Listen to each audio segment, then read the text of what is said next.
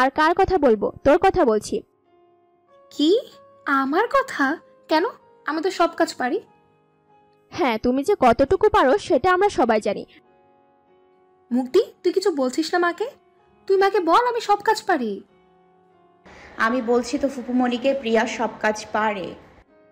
প্রিয়া হেসে মুক্তিকে পেছন দিক দিয়ে জড়িয়ে ধরল। না রে মা, এরকম করে চলবে না। মেয়েদের সবকিছু শিখতে হয়। মুক্তিকে দেখছিস না, মেয়েটা সব কাজে পারদর্শী। ফুপুমণি, তুমি শুধু আমার কথা বলছো কেন? আমরা দুজনেই তো তোমার কাছ থেকে শিখবো।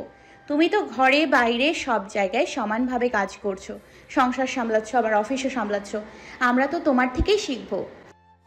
মুক্তি রুনা বেগমকে পেছন দিক দিয়ে জড়িয়ে ধরল।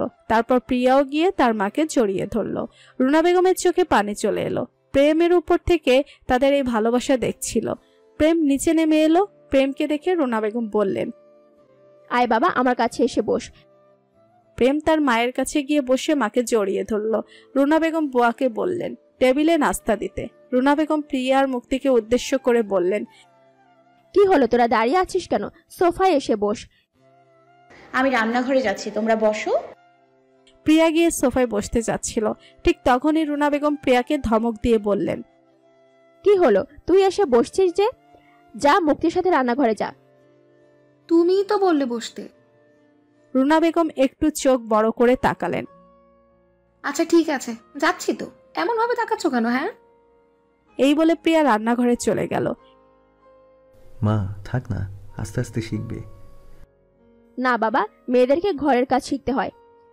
এরই মধ্যে টেবিলে নাস্তা সাজানো হলো। রুনা বেগম প্রেমকে নিয়ে টেবিলে বসলেন।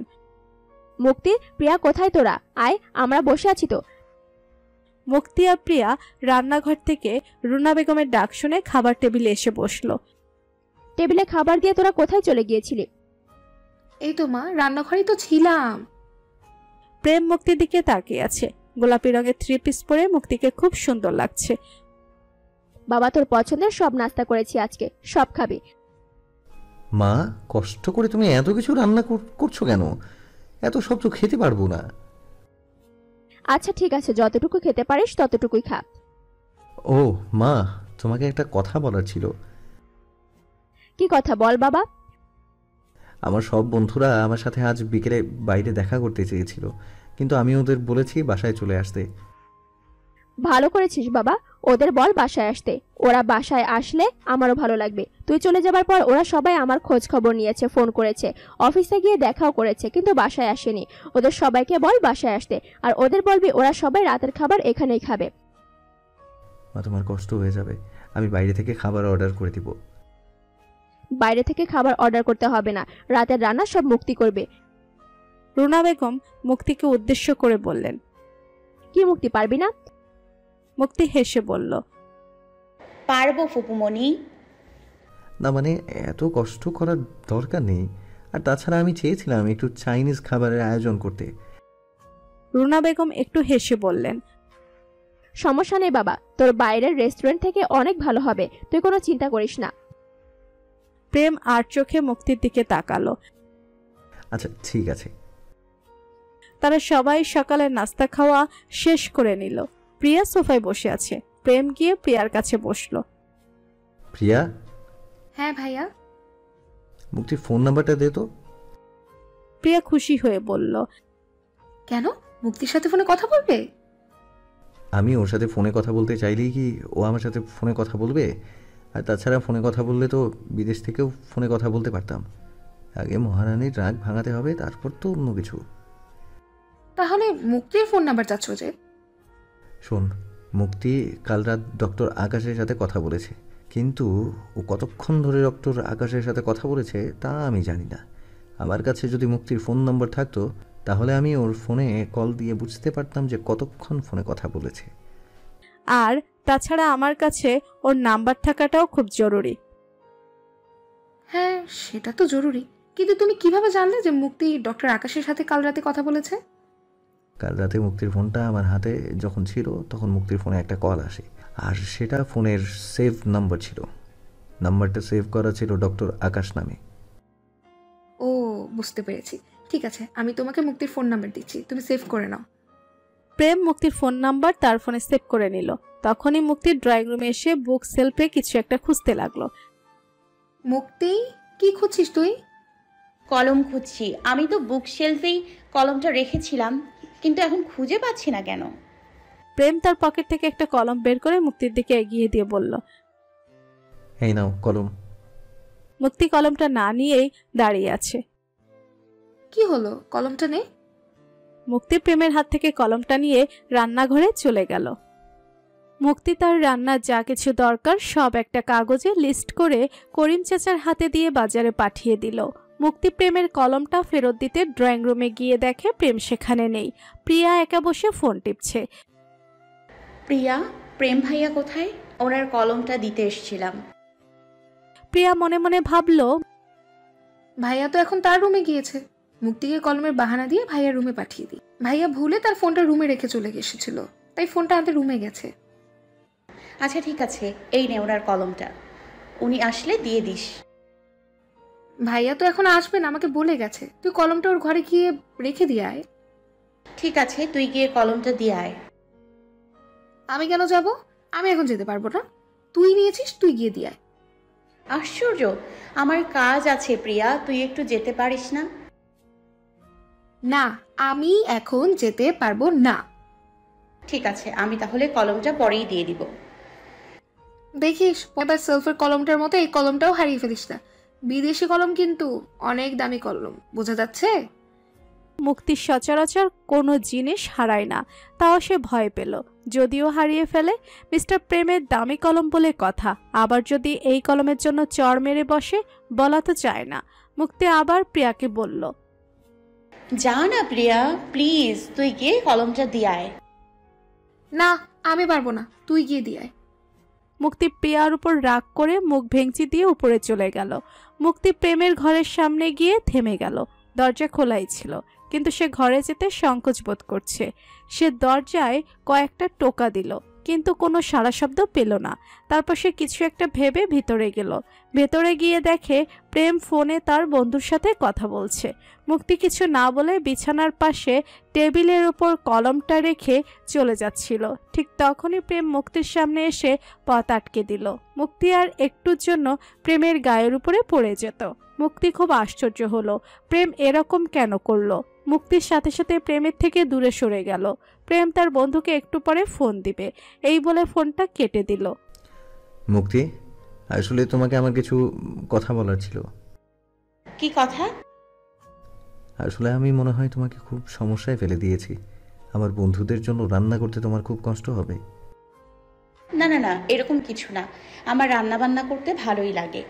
রান্নাটা আমার শখ, তাই এটা করতে আমার কখনো খারাপ লাগে না। সত্যি বলছো? তুমি বিরক্ত হওনি তো? না। মুক্তি অন্য পাশ ফিরে কথা বলছে, প্রেমের দিকে তাকাচ্ছেই না। প্রেম একটু হাসলো। ঠিক আছে, আমি এখন যাই। আমার আরেকটা কথা জানার ছিল। কি কথা? আচ্ছা, ডক্টর আকাশকে? মুক্তি খুব অবাক হলো। সে ভাবছে প্রেম ভাইয়া ডক্টর আকাশের কথা জানলো কিভাবে। আপনি ওনাকে কিভাবে চেনেন? না, আমি চিনি না। আসলে কাল রাতে তোমার ফোনটা আমার হাতেই ছিল, তখনই ডক্টর আকাশ নামে কেউ একজন ফোন করেছিল। আর আমার যদি ভুল না হয় তাহলে তুমি কাল অনেক রাত পর্যন্ত তার সাথে কথা বলছিলে। তাহলে আপনি কাল রাতে বারান্দা থেকে আমাকে দেখছিলেন? হ্যাঁ, আমি দেখেছি তুমি অনেকক্ষণ যাবৎ ফোনে কথা বলছিলে। তুমি কি আমাকে বলবে ডক্টর আকাশকে? ডক্টর আকাশকে? সেটা আপনি জেনে কি করবেন? আমি এখন যাই, আমার অনেক কাজ আছে। এই বলে মুক্তি প্রেমের পাশ কাটিয়ে চলে গেল। মুক্তি শোনো। কিন্তু মুক্তি চলে গেল। প্রেম মনে মনে ভাবছে, মুক্তি ডক্টর আকাশের কথা তার কাছে লুকিয়ে গেল। কেন লুকিয়ে গেল? আমি কষ্ট পাবো বলে? তাহলে কি মুক্তি আমাকে ভালোবাসে? প্রেম একটু হাসলো, কিন্তু পরক্ষণেই তার মনে হলো, না, ও যদি সত্যি সত্যি ডক্টর আকাশকে ভালোবেসে থাকে তাহলে তো মুক্তি আমার থেকে ইচ্ছে করে এই বিষয়টা লুকিয়েছে। আচ্ছা, এই দুইটার মধ্যে কোনটা সঠিক? মুক্তি কি আমাকে ভালোবাসে বলে ডক্টর আকাশকে আমার কাছ থেকে লুকিয়েছে, নাকি আকাশকে ভালোবাসে বলে সে আমার কাছ থেকে আকাশকে লুকিয়েছে? এসব ভাবতে ভাবতেই তার ফোনে রিং বেজে উঠল। হ্যালো। হ্যাঁ বল, ফোন করেছিলি আমায়? আসলে আমার ফোনটা সাইলেন্ট থাকায় শুনতে পাইনি। হ্যাঁ, ফোন করেছিলাম। আসলে মা তোদের সবার জন্য রাতের খাবার এখানেই আয়োজন করেছে, তাই এটা বলতেই ফোন দিয়েছিলাম। কেন শুধু শুধু আন্টিকে কষ্ট দিচ্ছিস? আমরা তো শুধু তোর সাথে দেখা করতে যাব। আরে না না, কোনো সমস্যা হবে না, তোরা বিকেলেই চলে আসিস। আচ্ছা ঠিক আছে। তারপর প্রেম ফোনটা কেটে দিল। প্রেমের মুক্তিকে দেখতে ইচ্ছে করছিল, তাই সে নিচে চলে গেল। নিচে নেমে দেখে মুক্তি ফোনে কথা বলছে আর প্রিয়া তার সাথে গা ঘেঁষে বসে আছে। সে একটা ব্যাপারে নিশ্চিত হলো যে মুক্তি ডক্টর আকাশের সাথে কথা বলছে না, কারণ প্রিয়ার সামনে মুক্তি ডক্টর আকাশের সাথে কথা বলবে না। প্রিয়া মুক্তিকে কথা বলতে দিবে না। কিন্তু মুক্তি কার সাথে এত হেসে হেসে কথা বলছে? প্রেম তাদের কাছে এগিয়ে গিয়ে অন্য একটা সোফায় বসলো। প্রেম যে এসেছে মুক্তি আর প্রিয়া সেটা লক্ষ্য করেনি।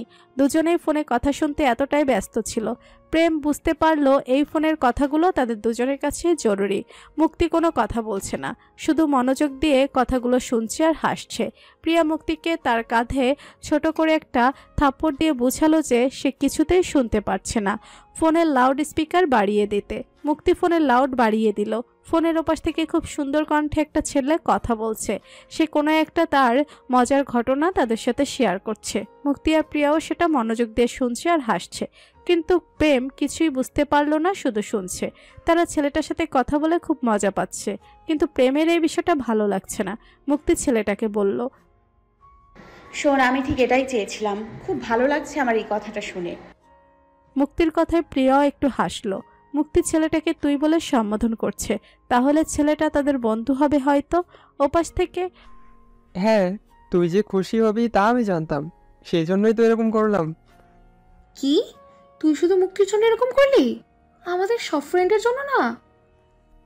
আরে সবার জন্যই তো করলাম, কিন্তু স্পেশালি মুক্তি বলায় কথাটা আমার মাথায় গেল, তাই আর দেরি করলাম না। ওপাশ থেকে ছেলেটা হাসলো আর মুক্তিও তার সাথে হাসলো। আচ্ছা সমস্যা নেই, যার জন্যই করিস কাজটা কিন্তু ভালোই হয়েছে, আর তোকে ছাড়া এই কাজটা কেউ করতে পারতো না। হ্যাঁ, এইটা প্রিয়া ঠিকই বলেছে। আচ্ছা, এই কাজটার জন্য আমি তোকে ট্রিট দিব। ওকে, তাহলে আমার একটা শর্ত আছে। কি শর্ত? ট্রিটের দিন শুধু তুই আর আমি থাকবো, আর কেউ না। প্রেম বুড়ো কুচকালো। তার মানে তাহলে আমরা কি করব? না না, এইটা হবে না। মুক্তি হেসে বলল, রক্তিম, এটা কোনোভাবেই সম্ভব না, সেটা তুই জানিস। ও ছেলেটার নাম তাহলে রক্তিম? হ্যাঁ, সেটা আমার থেকে ভালো আর কে জানে।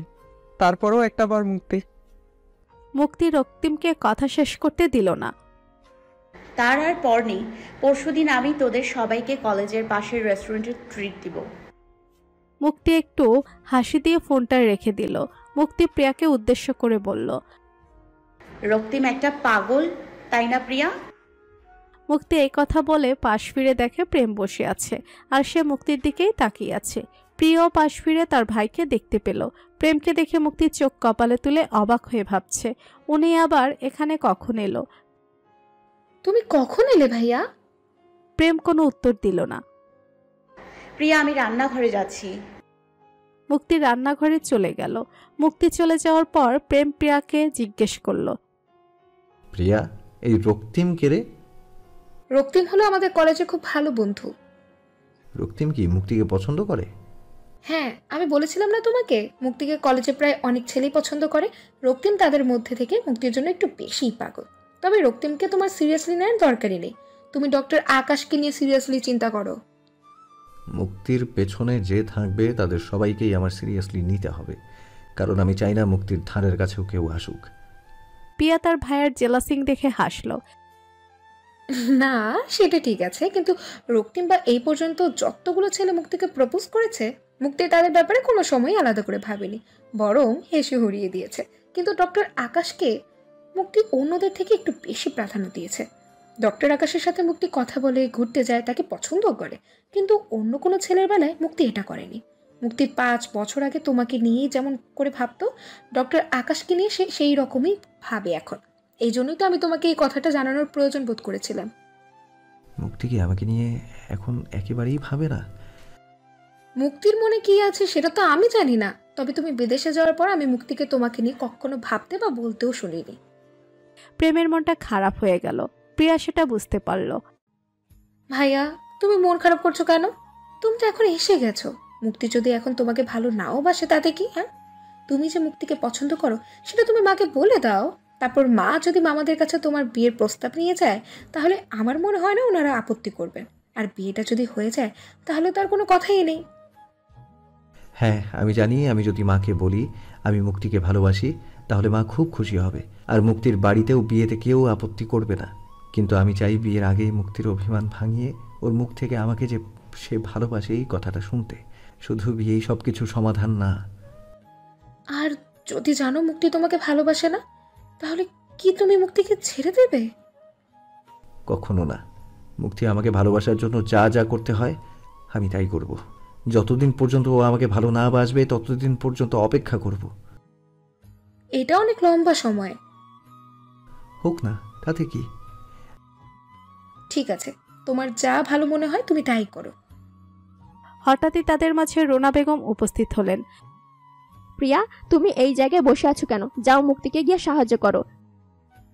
যাচ্ছি মা। প্রিয়া রান্নাঘরে চলে গেল। রুনা বেগম প্রিয়ার কাছে বসলেন। প্রেম, তুই চা খাবি? চা দিতে বলবো? হ্যাঁ মা, 1 কাপ চা দিতে বলো। রুনা বেগম বুয়াকে ডেকে বললেন 2 কাপ চা দিতে। বুয়া চা নিয়ে এলো। প্রেমের সামনে 1 কাপ চা রাখলো, কিন্তু প্রেম তা লক্ষ্য করলো না। প্রেম কি যেন অন্যমনস্ক হয়ে ভাবছে। প্রেম প্রেম তার ভাবনা থেকে ফিরে এসে, কি মা? চা খা, চা তো ঠান্ডা হয়ে যাবে। চা কখন দিয়ে গেল? তুই কি এত ভাবছিস বাবা? কিছু না মা। রুনা বেগম ছেলের দিকে তাকিয়ে রইলেন। মুক্তি অনেকক্ষণ যাবৎ রান্না করছে। চাইনিজ খাবারের সব আইটেমই সে রান্না করেছে, আর সাথে বেশি খাবারের আইটেমও রেখেছে। তারপর তার শরীরে কোনো ক্লান্তি আসছে না। আজ প্রিয়া মুক্তিকে অনেক সাহায্য করেছে। সে খুব ক্লান্ত হয়ে পড়েছে। মুক্তি, তোর রান্না কখন শেষ হবে? আমার আর ভালো লাগছে না রান্না করে থাকতে। মুক্তি একটু হেসে বলল, ঠিক আছে, তুই চলে যা না, বুয়া তো আছেই, আর আমার রান্নাও প্রায় শেষ। না থাক, রান্না যখন শেষ পর্যায়ে এখন আর গিয়ে লাভ নেই। ড্রয়িং রুমে মা বসে আছে, তুই রান্নাটা একটু তাড়াতাড়ি কর। গেস্টরা আবার চলে আসবে, আমাদের তাড়াতাড়ি গোসল করে রেডি হতে হবে। কি বলছিস তুই? গেস্ট আসতে আরো অনেক দেরি, আমার রান্না এক্ষুনি শেষ হয়ে যাবে। রুনা বেগম রান্নাঘরে ঢুকলেন। মুক্তি, আর কতক্ষণ লাগবে মা? রান্না তো শেষ ফুপুমণি, আর কিছু সময়। তোর খুব ক্লান্ত লাগছে তাই না? রান্না শেষ হওয়ার পর ফ্রেশ হয়ে খাবার খেয়ে একটু রেস্ট নিয়ে নিস। তাহলে আমরা রেডি হব কখন? মুক্তি আর রুনা বেগম একসাথে হাসলো। তখনই প্রেম রান্নাঘরে এলো। পেছন থেকে বলল, প্রিয়া, তুই চিন্তা করিস না। তুই রেডি হবার পরেই আমি আমার বন্ধুদের বাড়িতে ঢুকতে দেব। ভাইয়া, তুমি কি আমার সাথে মজা করছো?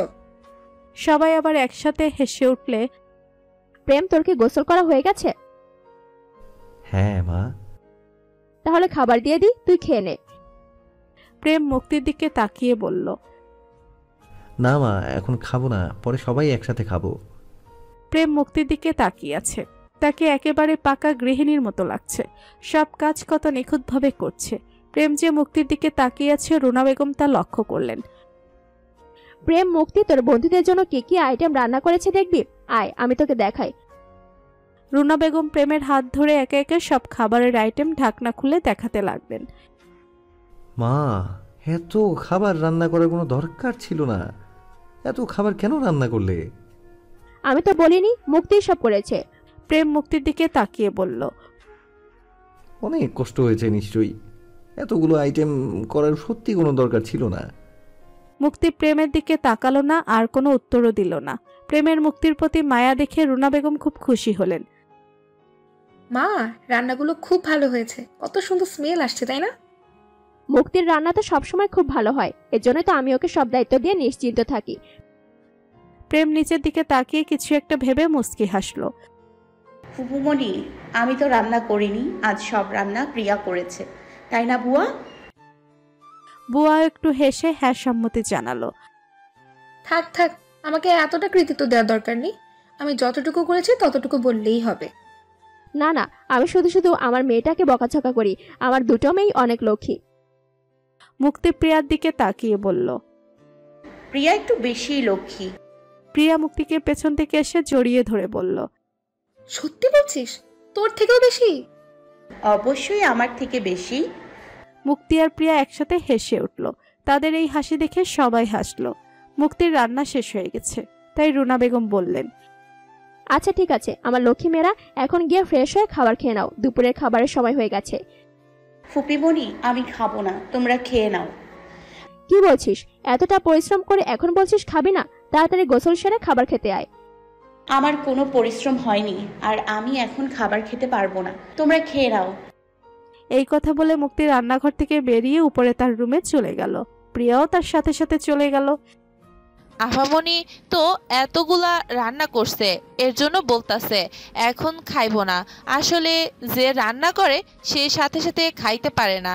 আপনারা গিয়ে খাইয়ে নেন, আমি পরে আফামনির বইলা খাবার খাওয়া মনে। তো কি দরকার ছিল এতগুলো রান্না করার? এই কথা বলে প্রেম রান্নাঘর থেকে বেরিয়ে গেল। ছেলেটার মুক্তির উপর কেয়ার দেখে রুনা বেগম একটু খুশি হলেন। মুক্তি গোসল সেরে ফোন হাতে নিয়ে দেখে ডক্টর আকাশের অনেকগুলো মেসেজ। মুক্তি মেসেজগুলো পড়তে লাগলো। কবিতার ছন্দে ডক্টর আকাশ তার অনুভূতি জানিয়েছে। মুক্তি মনে মনে ভাবছে আর হাসছে। ডক্টর এরাও কি কবিতা লিখতে পারে নাকি? আগে জানা ছিল না তো।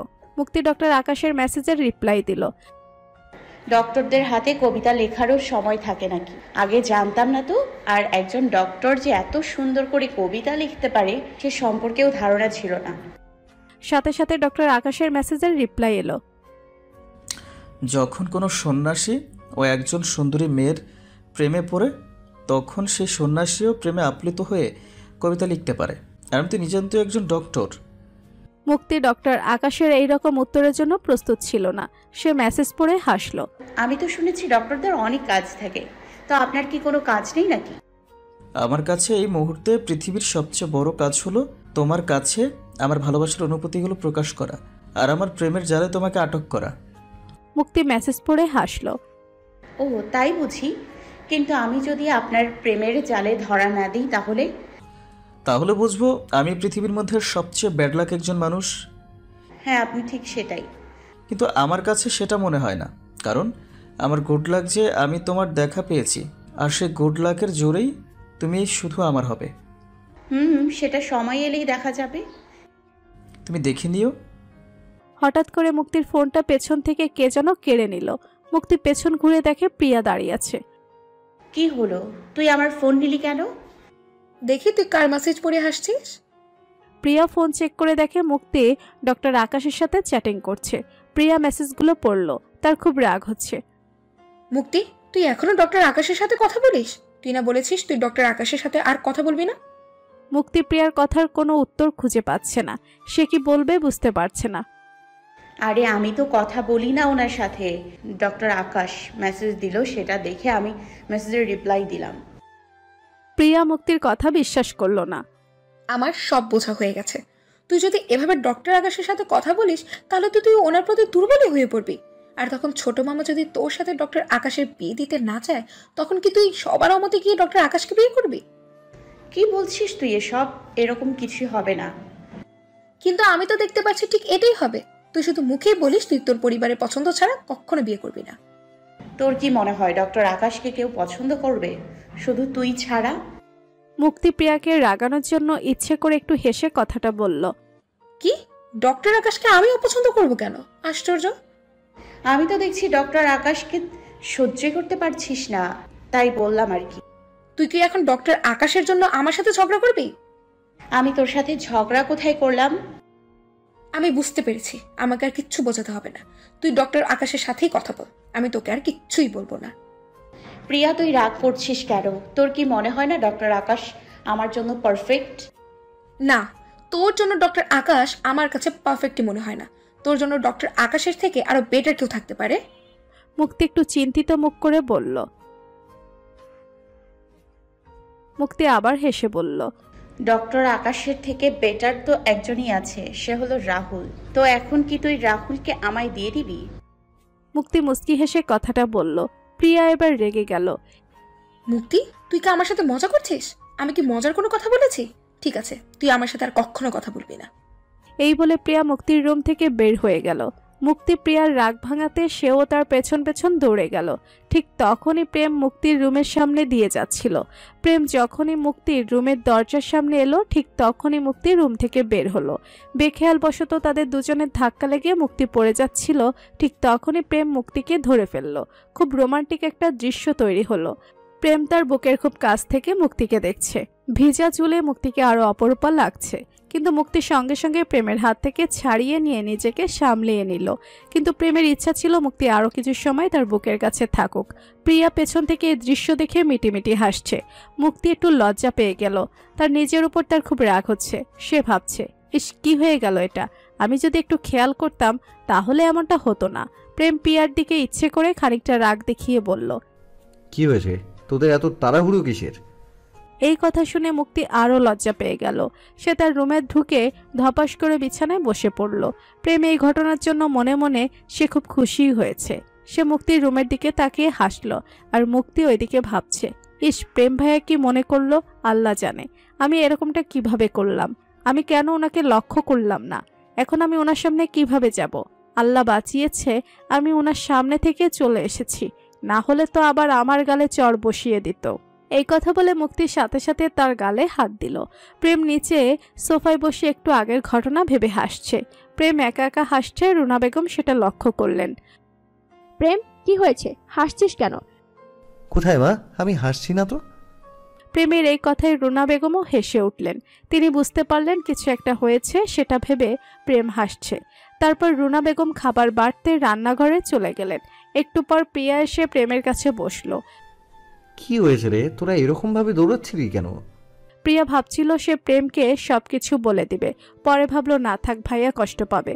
পরে যদি রেগে আবার মুক্তিকে চড় মেরে বসে তাহলে কাউকেই তখন সামলানো যাবে না। আমি মুক্তির সাথে ঝগড়া করছিলাম। কিন্তু কেন? মুক্তি আমার কোনো কথাই সিরিয়াস ভাবে নেয় না, সবকিছু হেসে উড়িয়ে দেয়। তো কি কথা হচ্ছিল তোদের মধ্যে? এমনিতেই হচ্ছিল কিছু একটা। ও ভাইয়া শোনো, তুমি না মুক্তিকে বিয়ে করে ফেলো। এই মুক্তির মনে ভালোবাসা ফোটানোর জন্য অপেক্ষা করার কোনোই দরকার নেই। হঠাৎ করে এই কথা বললি কেন? মুক্তি কি তোকে কিছু বলেছে? না, এমনি বললাম। আচ্ছা ভাইয়া, আমি কি তোমার কথা মুক্তিকে জিজ্ঞেস করব? কি জিজ্ঞেস করবি? ওকে জিজ্ঞেস করবো ও যে তোমাকে ভালোবাসতো, এখনো তোমাকে ভালোবাসে কিনা। প্রেম একটু ভাবলো। আচ্ছা তুই ওকে জিজ্ঞেস করিস ও আমাকে ভালোবাসে কি না, কিন্তু আমি যে সেই কথা জানি, এখন ওকে এই বলিস না। আচ্ছা ঠিক আছে, আমি তাহলে এখনই যাই। প্রিয়া সোফা থেকে উঠতে যাচ্ছিল, তখনই প্রেম তার হাত ধরে টেনে বসিয়ে দিল। প্রিয়া শোন, মুক্তি যা কিছু বলবে সব কিছু তোর ফোনে রেকর্ড করবি। মুক্তি আমার সম্পর্কে কি কি বলে তা আমি নিজের কানে শুনতে চাই। আচ্ছা ঠিক আছে। এই কথা বলে প্রিয়া চলে গেল। প্রিয়া মুক্তির রুমে ঢোকার আগে সে তার ফোনে রেকর্ড অপশন অন করে নিল। মুক্তি প্রিয়াকে দেখে মুখ ভার করে বলল, তুই এখন এসছিস কেন? ওই সময় তো রাগ করে চলে যাচ্ছিলি, তোর জন্যই এরকমটা হয়েছে। ও এখন শব্দ আমার না? আমি কি বলেছি তোকে তুই ভাইয়ার কোলে গিয়ে পড়ে যা? মুক্তি চোখ বড় বড় করে বলল, ইস কি বলছিস তুই এসব, চুপ কর প্লিজ। ঠিক আছে চুপ করছি, তবে দৃশ্যটা কিন্তু খুব সুন্দর ছিল, একেবারে রোমান্টিকতা দৃশ্য। ভাইয়া উপরে তুই নিচে, ওফ, ভাইয়া 2 হাত দিয়ে ধরে তোকে আগলে রেখেছে, দুইজন খুব কাছ থেকে মুখোমুখি, চোখের উপরে চোখ, ইস খুব ভালো লাগছিল। উফ তুই চুপ করবি? কি সব বলছিস আবল তাবল? এটার মধ্যে তুই রোম্যান্টিক কোথায় খুঁজে পেলি? আমার এমনিতেই প্রেম ভাইয়ার সামনে যেতে লজ্জা লাগছে আর ভয়ও লাগছে, আর উনি এখানে নাকি রোম্যান্টিক দৃশ্য খুঁজে পেয়েছে। কি, ভাইয়াকে তুই ভয় পাস? খুব। আচ্ছা মুক্তি, আমি তোকে একটা কথা জিজ্ঞেস করতে চাই, তুই রাগ করবি না তো? কি কথা বল। ভাইয়া বিদেশে যাওয়ার আগে তুই না ভাইয়াকে ভালোবাসতি, তুই কি ভাইয়াকে এখনো ভালোবাসিস? প্রিয়ার মুখে হঠাৎ করে এই কথা শুনে মুক্তির খুব অস্বস্তি লাগছে। সে অন্যদিকে মুখ ঘুরিয়ে নিল। মুক্তি কিছু বলছে না দেখে প্রিয়া আবার মুক্তিকে উদ্দেশ্য করে বলল, এই 5 বছরে তুই তো একবারও ভাইয়ার কথা মনে করিসনি। তুই কি ভাইয়ার ওই রকম ব্যবহারে খুব কষ্ট পেয়েছিলি, এজন্য এত বছরও ভাইয়ার কথা একবারও মনে করিসনি? প্রিয়া দেখ, ওই সময় আমার বয়স কম ছিল, তাই বোঝার ক্ষমতাও কম ছিল। আসলে ওই সময় ভাবনাটা আমার জন্য ভুল ছিল, আমি সেটা এখন বুঝতে পেরেছি। তুই কি বলতে চাইছিস? তুই কি ভাইয়াকে এখন আর ভালোবাসিস না? আমি কোনো সময় ওনাকে ভালোবাসিনি। ওই সময় ভালোবাসা কি জিনিস সেটা বুঝতাম না। হ্যাঁ, প্রেম ভাইয়াকে আমার খুব ভালো লাগতো, কিন্তু সেটা ভালোবাসা ছিল না। তুই কি ভাইয়ার ওপর অভিমান করে এই কথাগুলো বলছিস, নাকি ডক্টর আকাশের প্রেমের মাধুর্য ভাইয়ার প্রতি তোর ভালোবাসাকে ডেকে দিয়েছে? প্রেম ভাইয়ার ওপর আমি অভিমান করব কেন? ওনার ওপর অভিমান করার অধিকার তো আমার নেই। আর ডক্টর আকাশকে এখানে টানছিস কেন? ওনার সাথে তো আমার দেখা হয়েছে মাত্র কয়েকদিন হয়েছে। কই, ডক্টর আকাশের সাথে দেখা হবার আগে তো আমার একবারও মনে হয়নি যে আমি প্রেম ভাইয়াকে ভালোবাসি।